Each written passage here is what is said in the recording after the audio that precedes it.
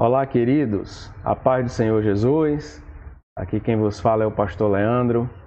É um prazer mais uma vez estar com todos vocês para falarmos de mais um tópico da nossa lição de escola bíblica do segundo trimestre de 2020.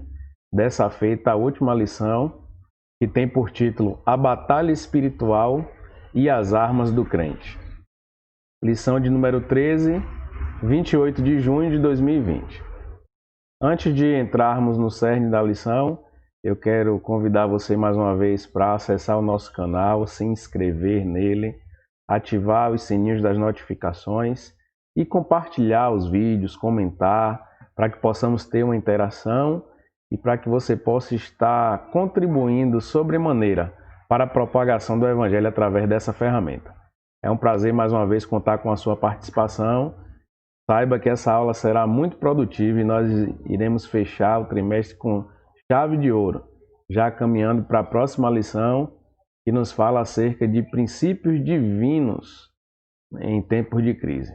Vai ser também uma lição maravilhosa e eu quero contar com o seu apoio, quero contar com a sua participação também nas aulas da próxima revista que virá.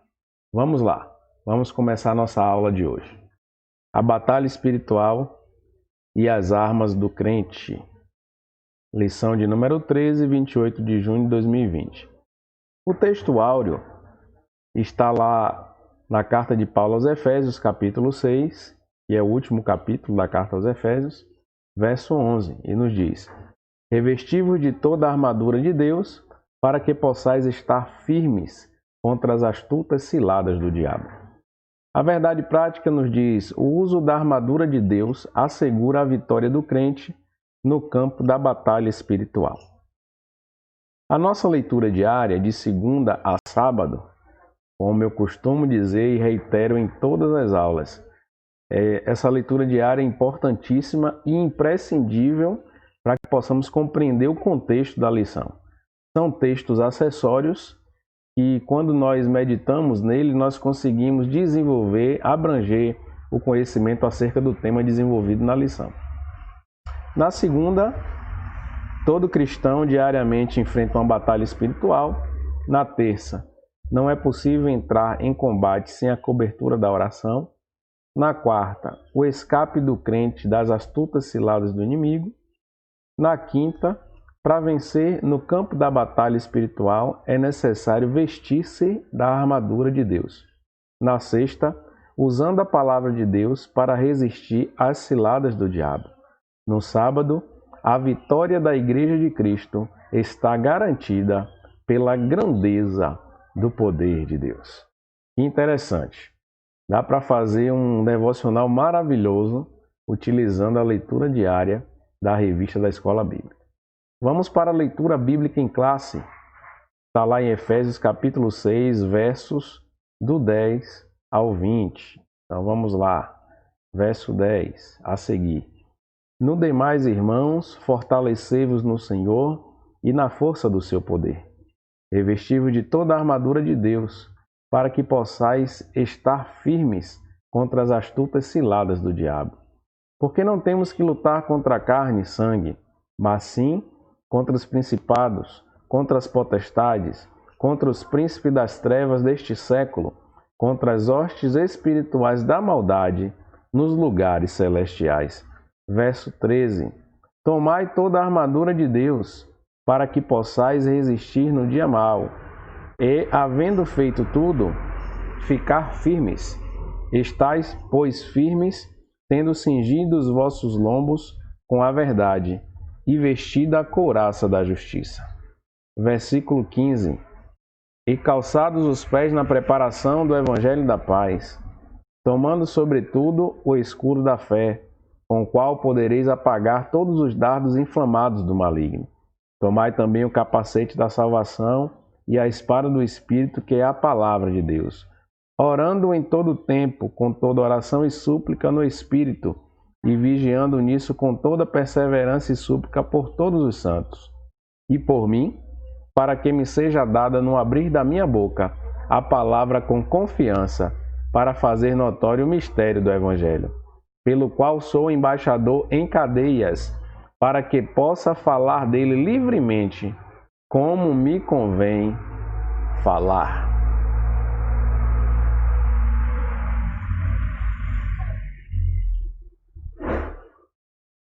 Texto interessantíssimo. Vamos para o objetivo geral.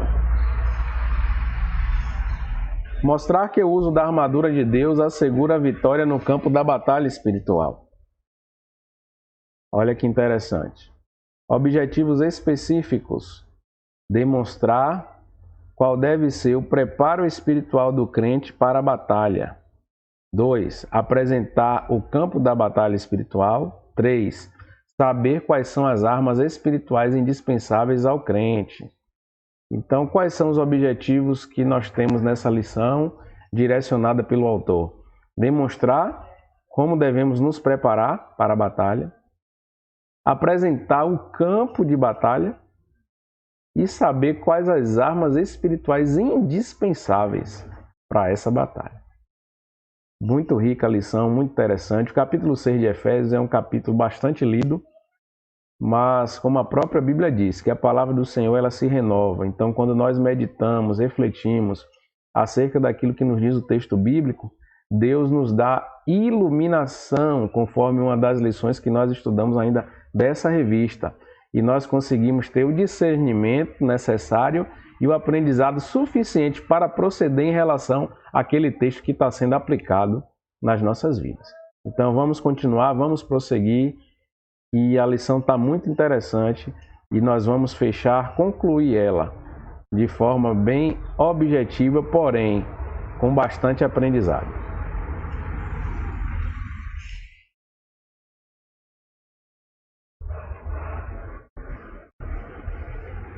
Na introdução, o autor diz que ao finalizar a epístola aos Efésios, o apóstolo convoca a igreja para lutar e resistir aos inevitáveis conflitos contra as forças espirituais da maldade. Nessa batalha, a fim de suportar os ataques e se manter firme na marcha contra o mal, os soldados de Cristo precisam revestir-se de toda a armadura de Deus. Ninguém pode ir para uma batalha despreparado. É necessário estar portando as armaduras. E Paulo aqui usa a figura das armaduras que eram utilizadas pelos soldados romanos para fazer uma comparação entre a batalha do crente no mundo espiritual contra as hostes espirituais da maldade. Vamos discorrer acerca dessa armadura, vamos falar acerca desse campo de batalha, mas queremos começar falando sobre o preparo espiritual do crente para essa batalha, que consta do tópico de número 1, o preparo espiritual do crente para a batalha. No primeiro subtópico, o autor nos fala sobre fortalecidos no poder do Senhor. Essa expressão indica que não temos poder em nós mesmos. Em algumas traduções, o texto nos diz assim: sede fortalecidos no Senhor. Aqui diz fortalecei-vos. Porque esse poder não é nosso. Ele passa a ser nosso no momento que o Senhor nos confere através do Espírito Santo que habita em nós. Em Cristo, por meio do Espírito, conforme referências do evangelista João, e por isso precisamos estar fortalecidos por meio da renovação da mente, da vida em santidade e ser cheio do Espírito. Então perceba que uma mente transformada, viver em santidade e ser cheio do Espírito são requisitos para que possamos receber esse fortalecimento do Senhor através do poder que emana do seu Espírito em nós, haja vista que nós somos templo do Espírito Santo. A vitória não pode ser alcançada por outro meio. Conhecer as Escrituras sem a devida obediência. E preste atenção nisso, e frequentar cultos sem a genuína conversão não são suficientes. Não obstante isso, o poder de Deus está disponível aos fiéis para pisar serpentes e escorpiões e toda a força do inimigo. Lucas, capítulo 10, verso 19. Estou aqui com minha João Ferreira de Almeida, edição revista e atualizada, E eu quero ler para você essa referência de Lucas. Então perceba, irmãos, não podemos viver uma vida espiritual de forma irresponsável, apenas frequentarmos a igreja ou sermos crentes nominais. É necessário viver em submissão e obediência à palavra de Deus.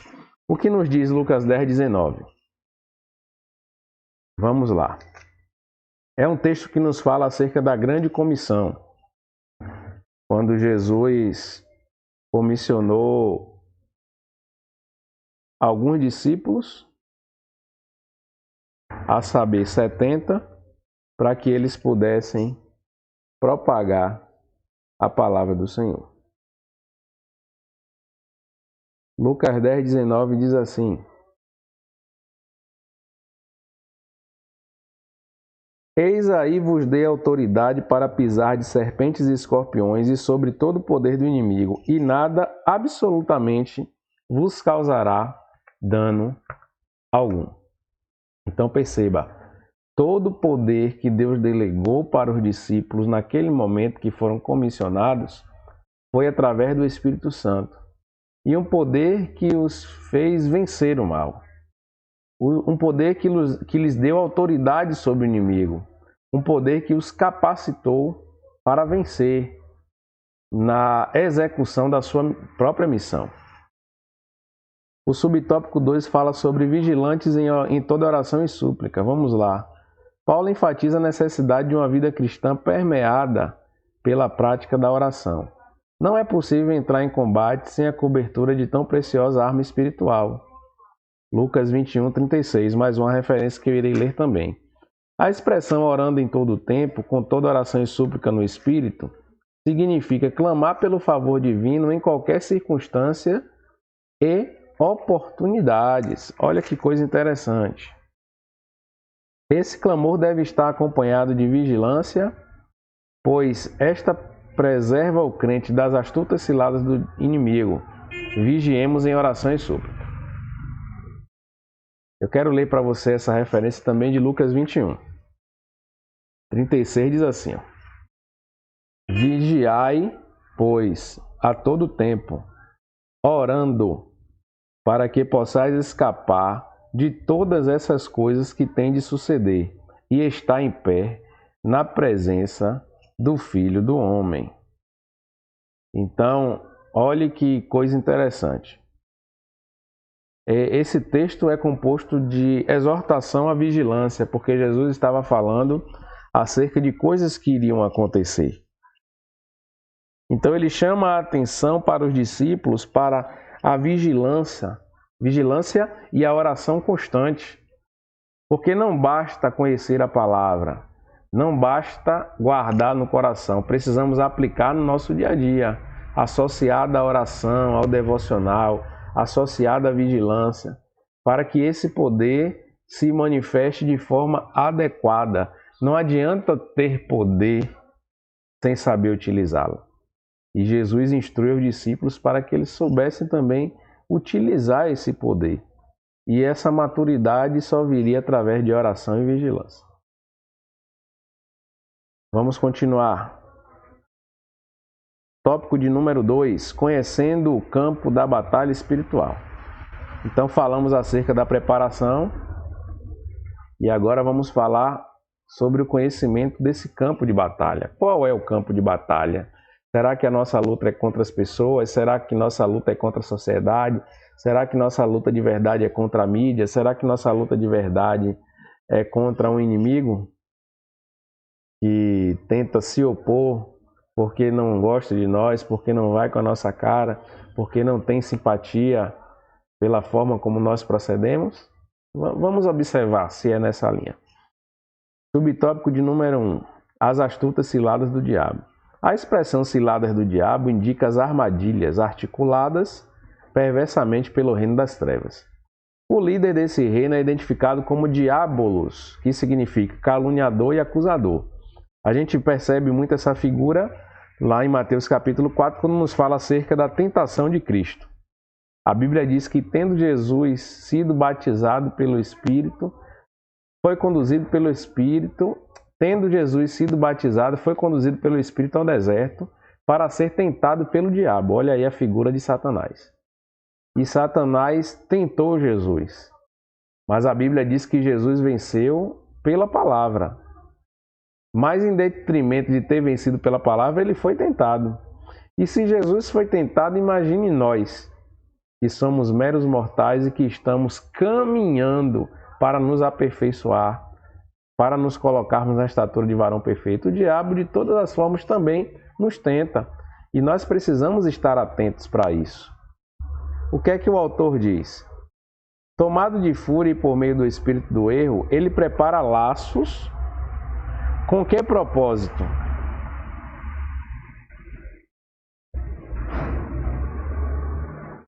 Olha que interessante. De destruir a igreja de Cristo. E algumas das suas astúcias são: o autor aqui lista 7. Primeira, confundir a mentira com a verdade. Olha o engano que foi promovido pela serpente em relação a Eva, que depois convenceu Adão, que depois acusou Deus dizendo: a mulher que tu me deste foi quem me ofereceu a fruta para comer. Porque o diabo ele distorceu aquilo que Deus havia dito para convencer Eva a comer do fruto proibido. Quando a gente fala maçã, até com um pouco de humor e ironia, porque a Bíblia não diz qual é o fruto. Alguns filmes, alguns desenhos retratam a maçã, mas vamos ficar com o fruto proibido. O diabo usou de sua astúcia para enganar Eva naquele momento. Um outro aspecto, deturpar as escrituras. Ele usou muito isso na tentação contra Jesus. Mas Jesus, que é a própria palavra, não se deixou enganar pela astúcia do diabo. Tu és filho de Deus, transforma a pedra em pão. Tu és filho de Deus, se joga, porque está escrito que se dará a ordem aos anjos ao teu respeito. Veja como Satanás usou da própria Bíblia para tentar deturpar as coisas. E eu sempre digo, irmãos, nas pregações, nos ensinos, quando eu tenho oportunidade de ministrar para os irmãos, que texto fora de contexto vira pretexto para atender interesses próprios. E é daí também que surgem as heresias. As pessoas usam trechos isolados do conteúdo bíblico para criar doutrinas que atendam às suas particularidades. E precisamos estar atentos e vacinados contra isso. Número 3, dissimular e induzir a dissimulação. Número 4, fazer falsos sinais. Número 5, fazer acusações. Número 6, semear incredulidade. Número 7, promover ideologias anticristãs. Tudo isso o diabo faz. Diante desse quadro, o texto sagrado ordena: revestivos de toda a armadura de Deus. Eu destaquei aqui um texto de 2 Tessalonicenses 2,9 e eu quero ler para você só para enfatizar esse aspecto de como o diabo age, do que ele faz para tentar deturpar a palavra e tentar nos combater com as armas que ele possui.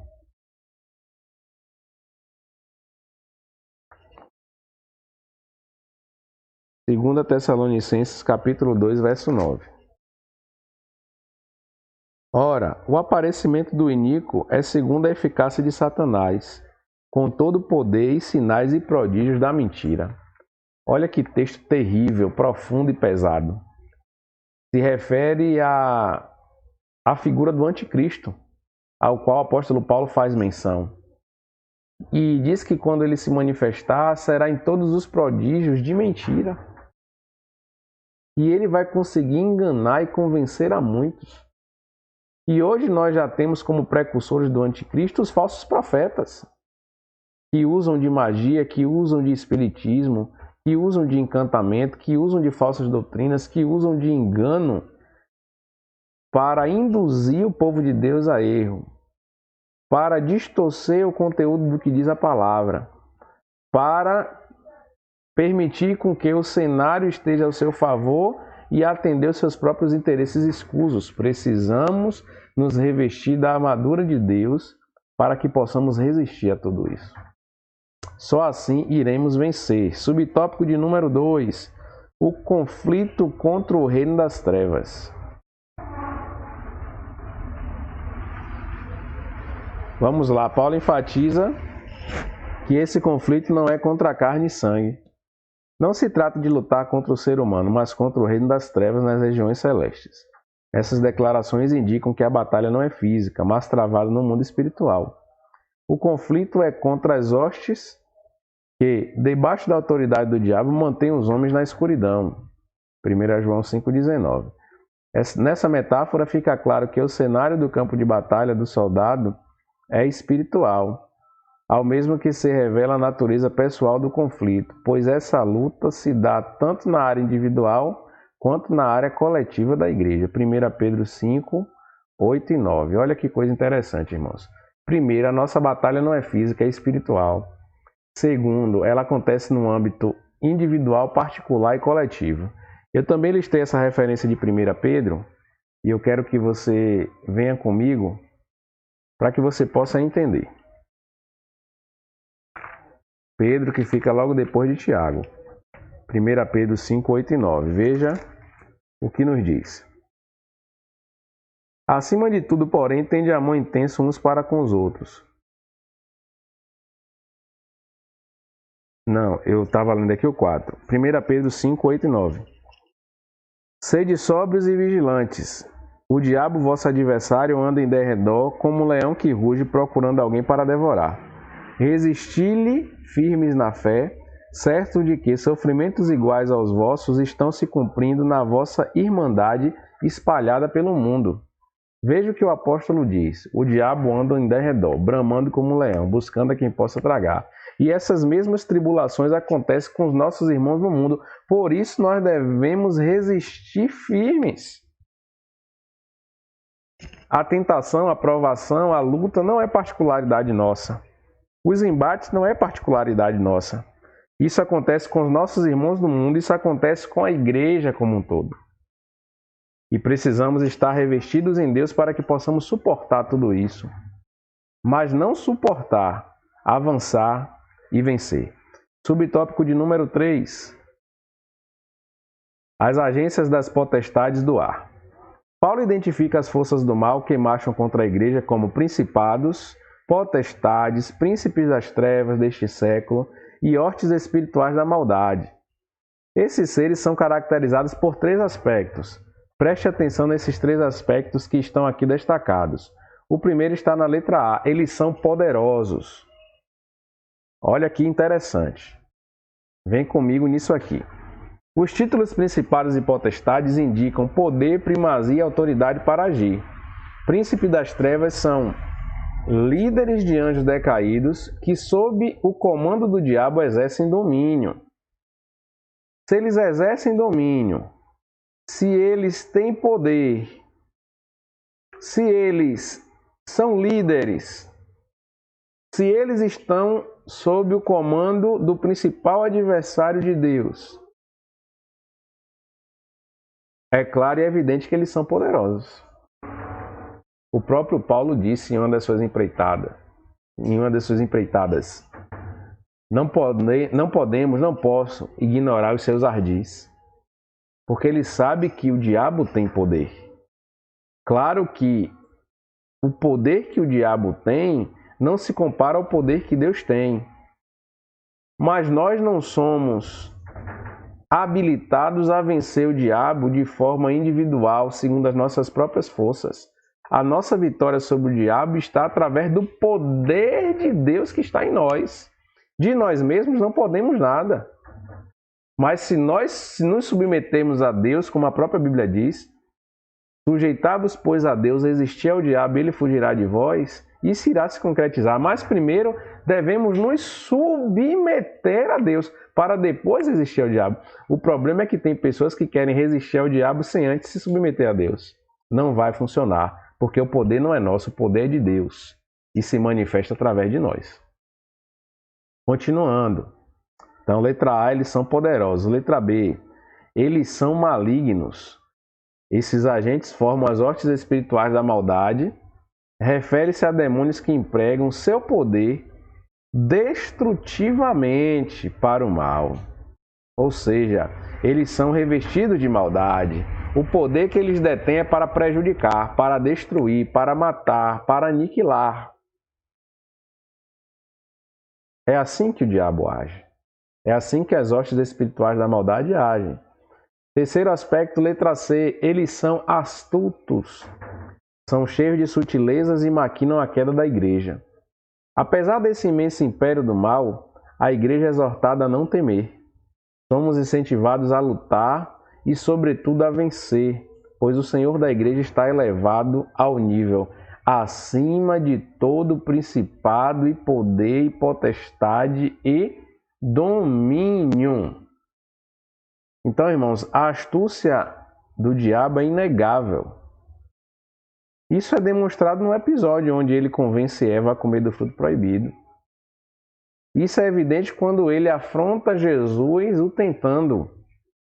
Isso é evidente com as coisas que acontecem no nosso dia a dia, quando o diabo traça estratégias e produz armadilhas para nos fazer desviar do caminho.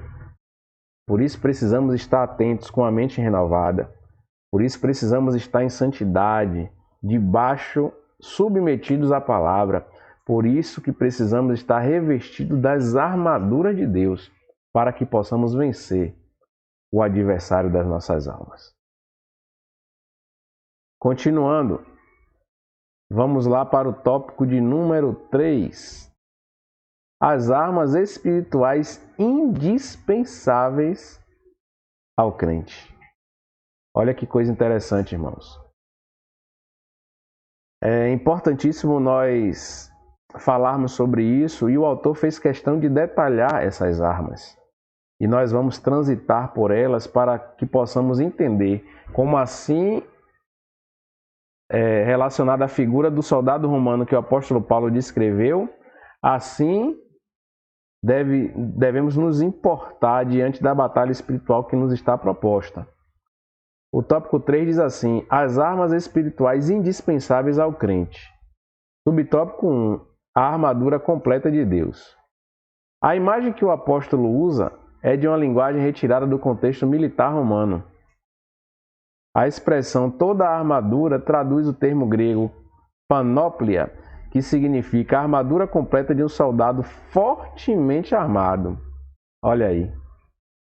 Na carta, a orientação, preste atenção nisso, eu fiz questão de destacar.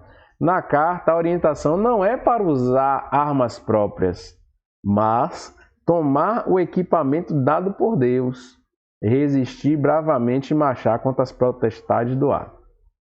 Irmãos, mais uma vez eu quero dizer para vocês, as armas não são nossas. Eu não estou falando aqui de força política, de força social, de força econômica, de força militar ou de força física. Não. Eu estou falando aqui do poder de Deus que nos capacita a vencer. Só essa força, só esse poder é capaz de nos fazer resistir às ciladas do diabo, de nos fazer enfrentar Satanás e vencê-lo. Essa é a natureza do poder de Deus sobre nós. É desse tipo de poder que eu estou falando. Subtópico 2, ou melhor dizendo, subtópico 2 dentro do tópico 3. As armas indispensáveis de defesa. Vamos lá. Vejamos aqui uma lista delas. Primeiro, cingidos os vossos lombos com a verdade. Há um ditado antigo que diz: quem fala a verdade não merece castigo. Mas a Bíblia está recheada disso. Conhecereis a verdade vos libertará. Verdade pela verdade. O texto nos diz assim: cingidos os lombos com a verdade, e retrata a peça usada para dar mobilidade ao soldado no combate. Nesse sentido, faz referência à verdade da doutrina de Cristo e à integridade do soldado. Olha que interessante. Precisamos cingir os nossos lombos com a verdade. Assim como o soldado romano tinha os seus lombos cingidos Nós precisamos estar revestidos desta verdade que é a palavra, para que venhamos vencer, porque só iremos vencer se a verdade estiver em nós. E a verdade é o próprio Cristo que se manifesta pela sua palavra. Toda casa edificada sobre a rocha, ela prevalece. E a rocha é Jesus, e Jesus é o Verbo, e o Verbo é o Logos, e o Logos é a palavra. E a palavra é a verdade. Olha que figura interessante. Letra B, vestido a couraça da justiça. Trata-se de uma malha impenetrável de proteção aos órgãos vitais. Olha que interessante. É o que caracteriza verdadeiramente uma armadura. Refere-se à justiça de Cristo e à retidão do soldado no campo de batalha. Então perceba, couraça da justiça. Nós somos justos porque fomos justificados por Cristo no momento em que o aceitamos. Então a cédula de acusação que existia contra nós, ela foi cancelada através do poder do sangue de Jesus. Isso nos deu revestimento de justiça para que possamos transitar no reino e enfrentarmos as batalhas no âmbito espiritual. Assim como o soldado romano que estava protegido com a couraça da justiça para impedir que as flechas dos inimigos alcançassem seus órgãos vitais, nós precisamos ser revestidos da justiça de Deus. Letra C. Calçados os pés na preparação do Evangelho da Paz. Confeccionado em couro, a meia bota tinha solas cravejadas para dar estabilidade. Refere-se à firmeza que o Evangelho proporciona e à retidão do soldado em testemunhar de Cristo. Calçados os pés com o Evangelho da Paz. Aquele que anuncia, aquele que leva a semente, aquele que propaga o Evangelho, aquele que divulga Jesus, que tem uma bota estruturada para caminhar em diversos terrenos e superá-los e continuar avançando. Essa é a mensagem que devemos levar. Boas novas de vida, boas novas de paz. Essa é a preparação. Essas são as botas que os nossos pés têm que estar calçados. Com ânimo, com motivação, com vigor, com intrepidez, com ousadia, com autoridade, com predisposição, remindo o tempo para divulgar o propósito divino, para anunciar o reino de Cristo. Tomando sobretudo o escudo da fé, longo, retangular, feito de madeira e couro, o escudo protege o corpo inteiro dos ardis ou dos dardos incendiários. Refere-se à fé inabalável em Deus, que detém a eficácia das calúnias, dúvidas e rebeliões disparadas pelo diabo. Provérbios capítulo 30, verso 5. O que nos diz esse texto tão maravilhoso? Vamos ver? Escudo da fé. Aleluia. Provérbios 35 diz assim a palavra de Deus. Toda a palavra de Deus é pura. Ele é escudo para os que nele confiam. Toda a palavra de Deus é pura. Ele é escudo para os que nele confiam. Escudo da fé, capaz de apagar os dardos inflamados do maligno. Quando nós depositamos a nossa esperança em Deus, Ele nos protege. Quando depositamos a nossa confiança em Deus, Ele nos guarda. Quando nós colocamos sobre Deus as nossas expectativas, Ele nos cerca de um muro de proteção, de um escudo da fé capaz de nos fazer resistir aos ataques do adversário. Precisamos estar com esse escudo nas mãos. Precisamos estar com essa fé guardada no nosso coração, para que estejamos protegidos. A última ferramenta de defesa, que é exclusivamente de defesa, o capacete da salvação. Pesado, resistente, fabricado com bronze ou ferro, o capacete serve de proteção para a cabeça. Refere-se à certeza da salvação que já recebemos em Cristo e à convicção da plena salvação no último dia. Perceba, irmãos, ou percebamos nós. Esse escudo que era usado na cabeça simboliza a nossa esperança de um dia estarmos no céu para habitarmos eternamente com Cristo. O autor coloca aqui de forma muito clara: certeza da salvação que já recebemos. Essa convicção precisa estar em nós. Essa convicção precisa repousar em nós. Tem muitas pessoas que frequentam a igreja, mas não têm convicção da sua salvação. Isso é necessário, isso é imprescindível para que possa nortear o nosso proceder. Quem não crê na sua própria salvação, com certeza absoluta, tem uma postura totalmente diferente daquele que crê. Então precisamos alimentar essa esperança e pedir a Deus que nos dê convicção dessa salvação proposta por Ele e que nós abraçamos quando aceitamos Jesus e estamos caminhando até que ela se concretize, seja após a nossa morte ou seja após o arrebatamento da igreja.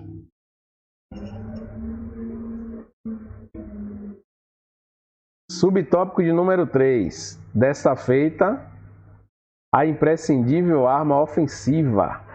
Vamos lá. Vem comigo aqui na revista. Finalmente, a espada do Espírito.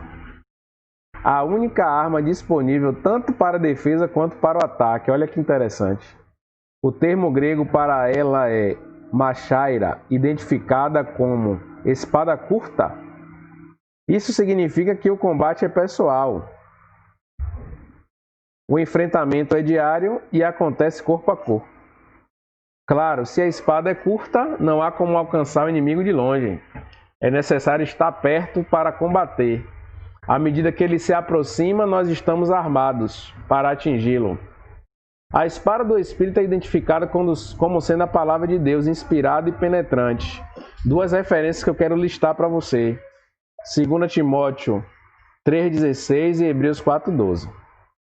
Ela deve ser usada tanto para resistir às ciladas do diabo, quanto para derrubar as fortalezas de Satanás. Vamos lá para essas referências? Começou a chover aqui um pouco no ambiente que eu estou. Se você ouvir um barulho de fundo, é dessa chuva abençoadora que Deus mandou. 2 Timóteo 3,16. Vamos ver o que nos diz o texto bíblico? Texto muito conhecido. Toda a Escritura é inspirada por Deus, olha aí, e útil para o ensino, para a repreensão, para a correção, para a educação na justiça. Vou ler o 17. A fim de que o homem de Deus seja perfeito e perfeitamente habilitado para toda boa obra. Olha a natureza da palavra. Ela repreende, corrige e educa na justiça. Principalmente porque é inspirada por Deus. E para que através dela o homem se torne perfeito. Perfeitamente habilitado para a boa obra. Essa é a natureza da palavra. Essa é a espada do Espírito que o apóstolo Paulo está fazendo, comparando-a com a espada do soldado romano. Hebreus 4,12. O que é que a Bíblia fala acerca da palavra? Vamos lá. É viva, é eficaz, mais penetrante do que espada de dois gumes, faz divisão entre alma e espírito, juntas e medulas, e é apta para discernir pensamentos e intenções do coração. Essa é a natureza da palavra de Deus. Essa é a natureza da espada de Deus. 2 Coríntios 10,4. Olha que interessante. Olha que interessantíssimo. 2 Coríntios 10, 4. Diz assim: porque as armas da nossa milícia não são carnais, e sim poderosas em Deus, para destruir fortalezas, anulando nos sofismas. Olha que interessante.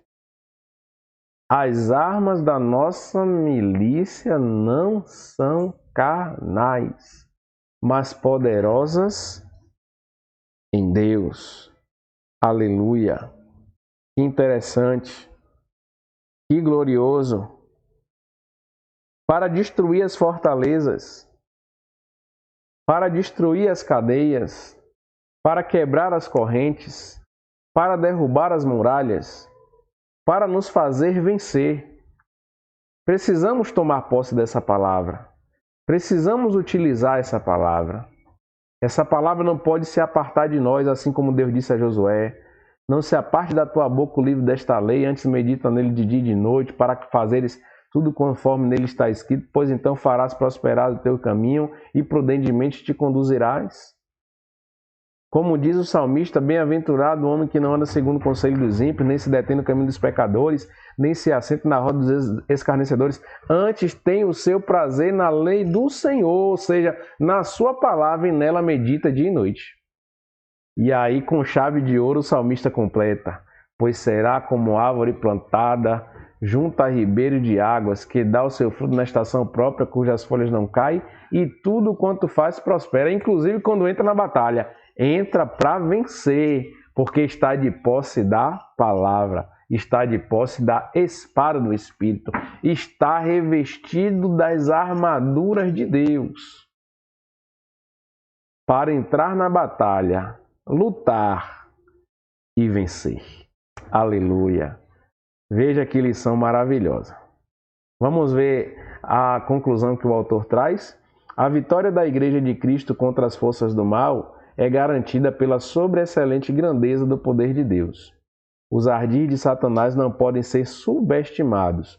Porém, todavia, entretanto, o reino das trevas não deve amedrontar o cristão. A Escritura convoca o salvo a combater e vencer as potestades do ar, revestido com a armadura de Deus. Interessante. Vem comigo aqui. Lição maravilhosa. Lição gloriosa. Que encerra o trimestre com chave de ouro e que nos chama a atenção na sua conclusão. Que o diabo tem poder. Porém, o maior poder está em Cristo. E nós temos acesso a esse poder. Não podemos enfrentar o diabo segundo as nossas próprias forças, mas segundo o poder de Deus nós podemos entrar na batalha para sermos vencedores. Basta estarmos revestidos das suas armaduras. Basta nos submetermos à sua palavra. Basta entrarmos na batalha preparados conforme a orientação do nosso capitão, que é Cristo. Então, que você estejamos revestidos das armaduras de Deus, para que sejamos mais do que vencedores na sua santa presença. Amém? Que Deus te abençoe, que Deus te guarde, que Deus cumpra na tua vida tudo aquilo que Ele tem prometido.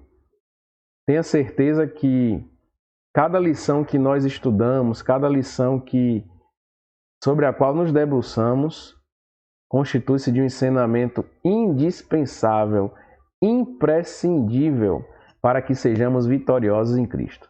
Eu quero concluir só fazendo a recapitulação de cada tópico para resgatar na tua memória os assuntos que nós tratamos. Vamos lá, rapidamente.